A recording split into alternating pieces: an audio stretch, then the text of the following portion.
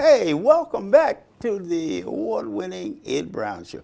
Boy, we got a young lady here that's done just about everything, armed service, and her name is Dr. Marva Jean Herring, and she's a dentist, and she's going to tell us about the different things. She had a radio show. I mean, she's done everything. Just about. Well, what I want to do, I want Dr. Marva to tell us about you being into the dentistry. How did you get involved when your tooth started hurting? Not quite. That did have something to do with that had something to do with your selection. Yes, dentistry. I started out in Georgia. I was a school teacher, really. Oh, a school teacher. I had gotten into special education. I started out in psychology and behavioral science. And this was where, in Georgia? In Georgia, yes. In Cordele, Georgia, Albany, Georgia. And then I moved to Thomasville, and after that, I think that I was teaching special education, so I would always... And then you went to science dentistry. Okay. Yes. And what was the thing that drove you into the dentistry? Yes, that was a different change for me. So I think the main factor was that I was in special education, and I always inspired my students to do better. So I really wouldn't let my special education students, I taught high school, and I could instantly see, and going back through their records and in talking to them and interacting with them, I could see that they were not behind the norm.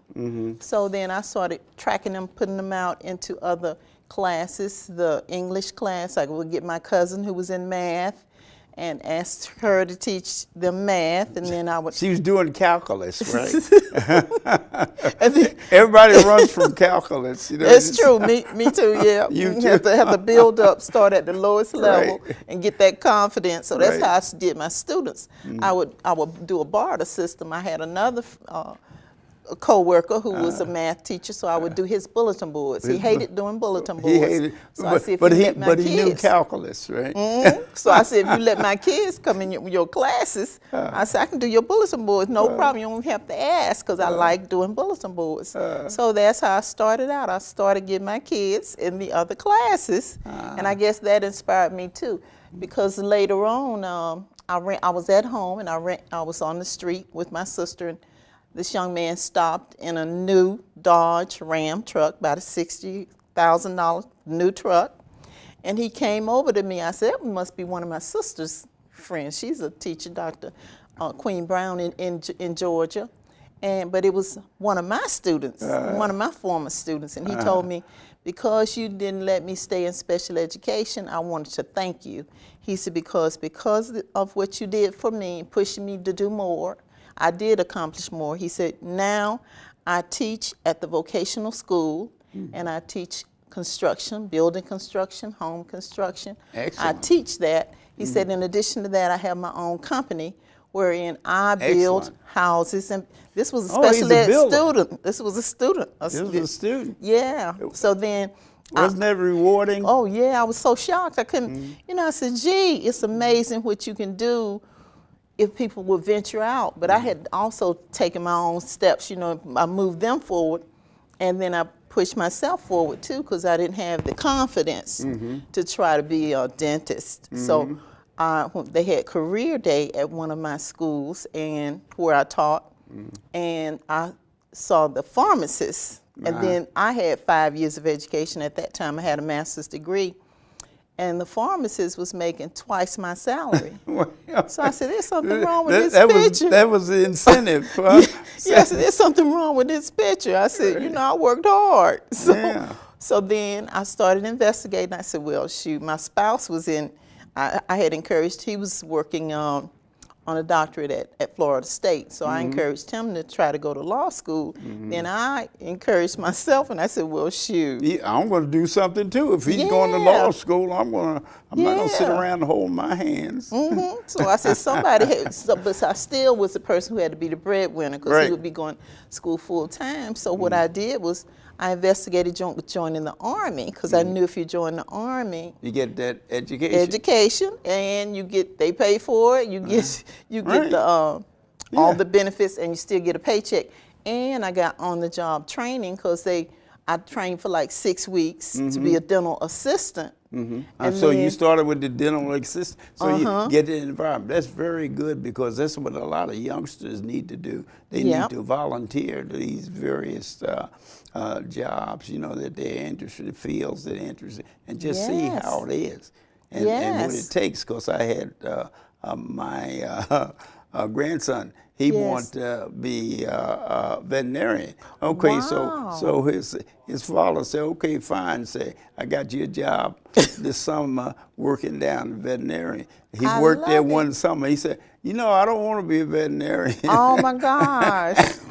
Excuse me, after he worked there and saw what the veterinarian had to do and the things they were doing, you know, well, naturally, you know, they probably had him doing the lowest jobs, you know, like cleaning the pens out from the animals and stuff. So and that kind of I think that's what turned him off. But anyway, just go complete that. That sounds so interesting. So that's what I did. I worked with different dentists, so I was right in there with them. And then, you know, we went through a few little challenges I thought were challenges because I got stationed in Hawaii. And that just threw me. You got stationed in Hawaii. That was your vacation. Yeah, but I wanted to come to D.C. We had moved to D.C., so I wanted to, and I told them. Oh, you wanted to come to D.C., but you were in Hawaii. It's a lot of people in D.C. would like to be in Hawaii, especially during the winter months here. That's true. You know, that is true. Where they could surf and do everything down in Hawaii. So that is true. How long did you stay there? I was there about 2 years. So then, like you said, at first, for me, it was it was the worst thing. So I just started crying that day when they gave us orders, and I just couldn't believe it. They said, "What's wrong with you?" So they had to break down formation. We could not, because you know, as a person in the Army, it's not. So how long did it take you to get your license? Okay, so then I did 2 years of education, and you needed 2 years of undergrad school to get into dentistry. Into dental school. Plus, I had those other years behind me, and you know, BS and a master's degree. So then that helped me out a lot. So I just took. You had those other 2 degrees to back you up. Yep. And then, like you said, that on-the-job training of watching the dentist that gave me confidence because they would hold my hand and try to show me. Youngsters to understand mentoring is great. It is. I try to get some youngsters to work in the studio here in the control room, and I got a few of them, but they wanted to get paid. I said, no, this is a volunteer. This helps you more than it does me. Because you get right into the camera, the control and everything. But that's the way. Now that's magnificent. And during this time, you were in the service. Yes. And you served in, what was it? I was in the Army at that time. You were in the Army. You served in the Army, the Air Force. So how did you make that? So then after I finished, while I was still in, I got in dental school after that. Came to D.C., got in dental school, and then I was still in the reserves in the Army. And then after I became a dentist, I joined the Air Force National Guard. Oh, you at Andrews, yes, at Andrews Air Force joined the Air Force National Guard as a dentist. Yes. Okay, all right. So, what was your major when you were in the Air Force? Okay, so see, I served at Andrews, and then I became the chief dentist of my National Guard unit at Andrews. Oh, you're the chief dentist at Andrews now. No, at that time. Okay, so then you were chief of the dentistry in the Air Force. How long did you stay there? I probably was there close to 10 years or 10 so. Years. It was a small. Wow, that's a lot of experience. It was good experience, and then the Air Force was totally different from the Army in that we traveled so much, and that was fun. And we always had inspections. So the better you did on the inspections, the better were your opportunities. We could choose where we would go for 2 weeks. So were you stationed in Andrews here? Yes. So we traveled to Europe a few times. Let's see. You traveled with the Army. You traveled to Hawaii. Yes. And with the Air Force, you traveled to Europe. And other places all over the country. Places. Well, that's what I'm saying. So actually, you went to 2 continents there. You know, dealing with Hawaii is a state, but yeah, but like you said, out of the continental United States. Yeah. Right. And so you were able to do that because you were a member of the service reserve, armed services. Exactly. You remember armed service, so that way you were able to do that. You have so many things here. That, and people can support their country and still learn because the country appreciates you. Right, you know, because they appreciate what that's you give an back. alternative to a youngster not having money to go to college and things of that nature. Is go into the service and start getting those exposures. That is true. The exposure. You got exposure in the armed service. Not only one, you got one. You were exposed in the Army and in the Air Force. Yes. So, I mean, no wonder we need more paper for your resume here. All these, you are too nice. You are so all these nice, things Mr. that Brown. all these things, and we haven't finished yet. We just halfway. What we're going to do now is get into your. What about this radio show? Oh, thank you. Okay. What are you doing with the radio show? So now I have to worry about my job. You on the radio and all these things. Now, how did you get involved in communication? It was well from the Air Force. No, I just was publicizing different things. So I happened to meet a lady one day, and I asked if I could be on her show. She had a show. Her name is Christina Flowers out of Baltimore, and she works primarily with helping the homeless to find homes. So she does so a that's lot. what you were doing. You're working with her on her show. And publicizing my book and the things that I do because I invent products as well. Okay, now let's get to the product invention. Okay. Tell us about the product that you invented. So I have very few, but I'm still working on one in particular. So I invent, nobody likes to go to the dentist, including me. Right. So then I try to make dentistry easy and fun for patients, especially kids. So I specialize in trying to do that. I try to So you specialize dealing with children? Oh my God. I don't specialize with kids. I'm the kind of person, I don't enjoy doing the same thing all day. So I like working with kids, and sometimes I can get a lot done compared to other dentists. Get this invention. Did you tell us about So the first one I had was a little tool to help kids to take X-rays, because you know how we as adults and as children also, we don't enjoy getting in the dental chair. So I think of things that they do enjoy doing, and then I transfer it into an appliance. So like with X-rays, kids don't enjoy taking X-rays, so I'll make it into something that they would like, like a piece of candy or something that intrigues them. And so what is this invention called? Okay, so that was my first one. It's called the X-ray lollipop. The X-ray lollipop. So you tell your youngsters, said we're going to get an X-ray lollipop. So then I'll say to them,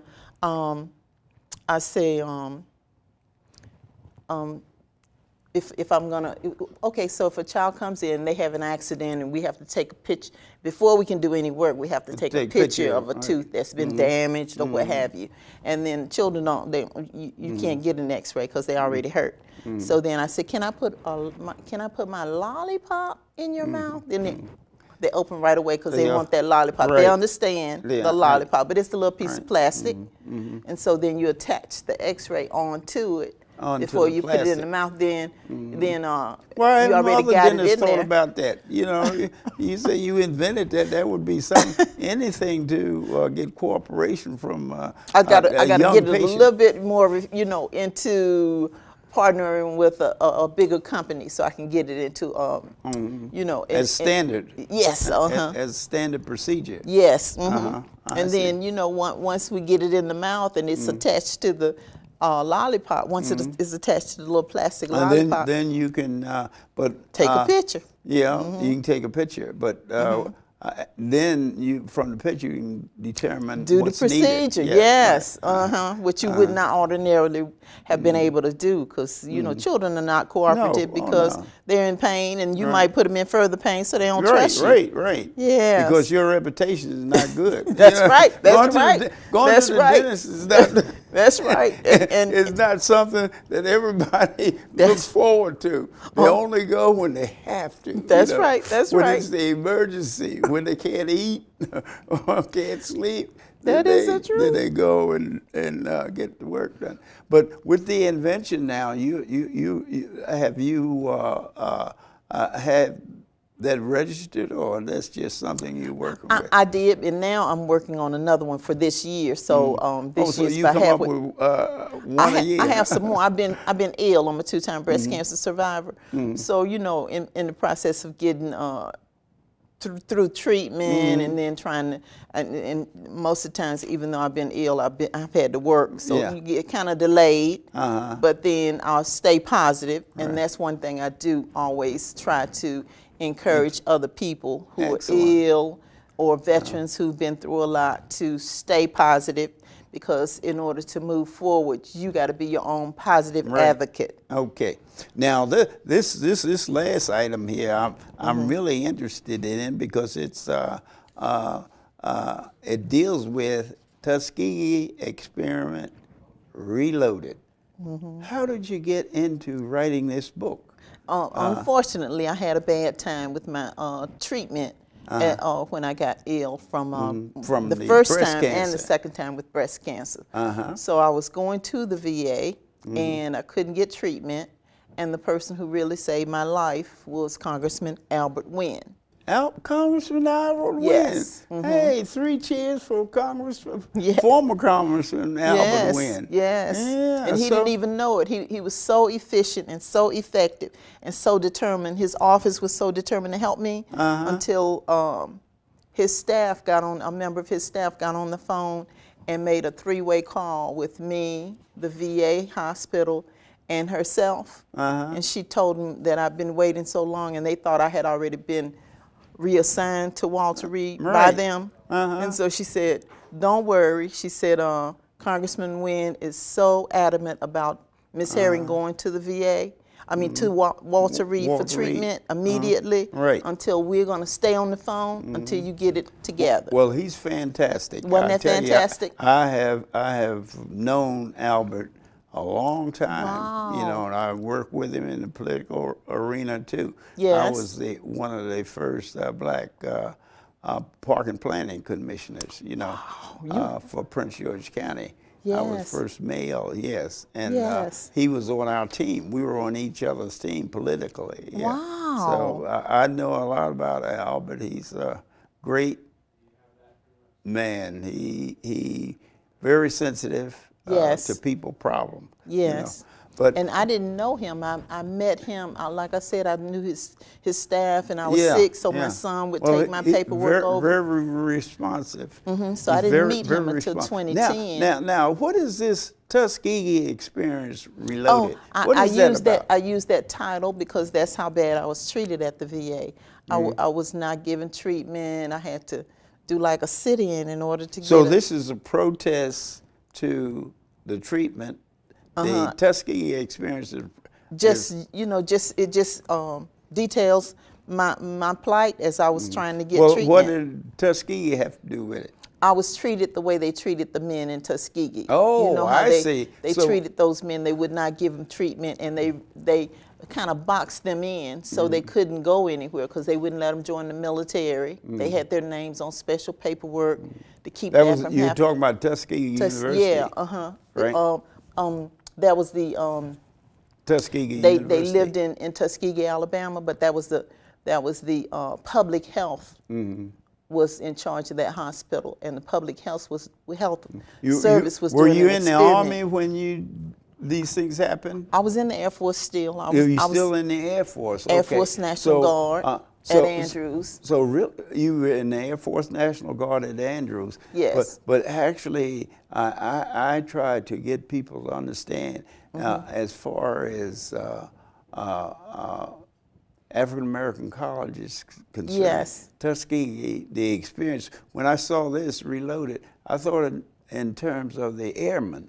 The Yes. types of things that the airmen went through in World War II. Yes. They had this P-51, and they actually were mechanics because Right. they weren't allowed to fly. Yes. But when they did get involved in it, they bomber pilots, you know, like they have to have escorts. Yes. They said that the Tuskegee fighters were #1. They never, flyers were #1. They never lost a bomber. And Wow. the bombing captains would, you know, when they get picked, their escorts say, Yes. we're going on bombing run. Everybody was standing in line to have the Tuskegee pilots fly in those P-51. So that's the thing that really got me. And then George Washington Carver's Yes. museum is on that campus. Yes. And Booker T. Washington's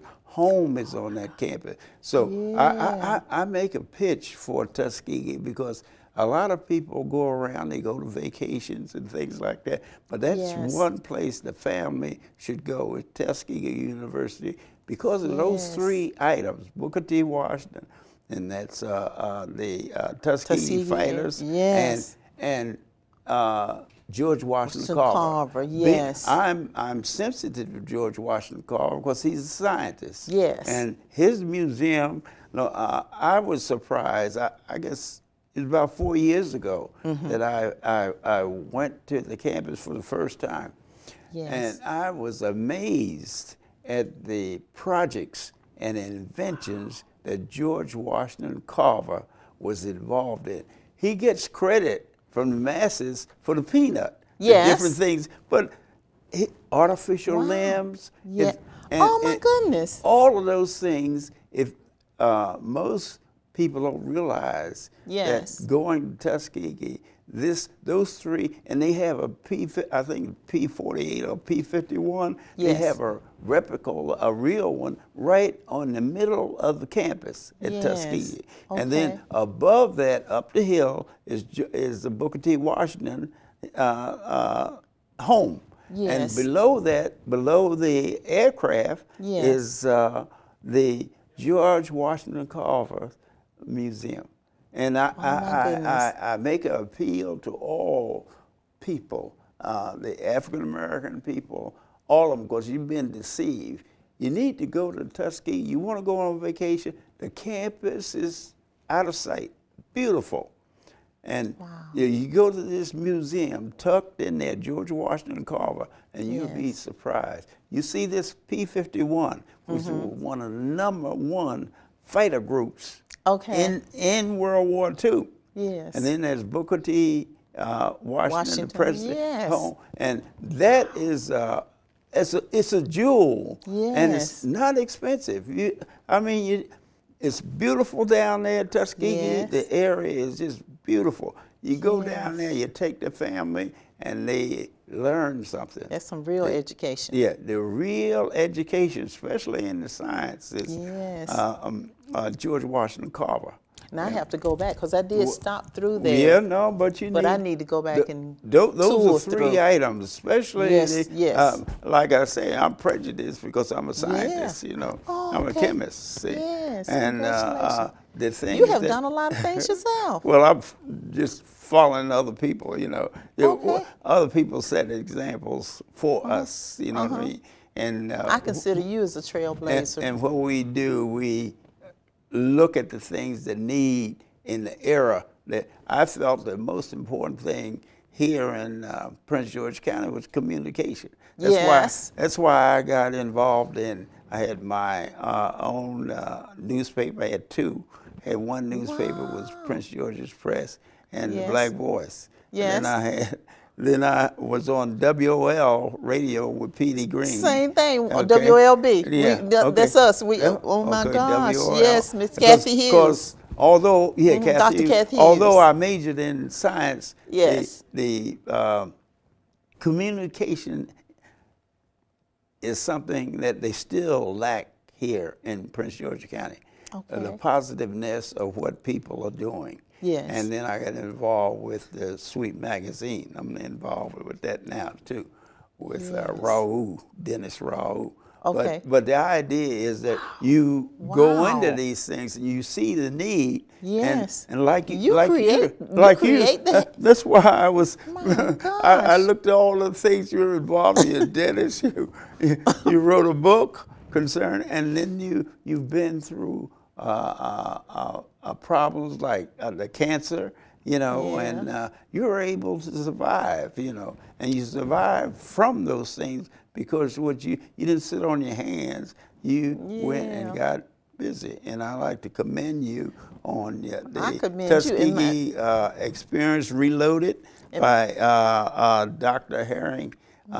You've done a terrific job, and that what you can do is continue to do it. This is and what's in the future?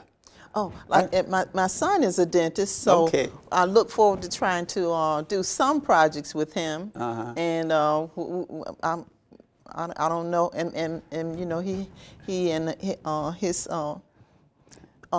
He took after mama, right? He's a mama's boy, right?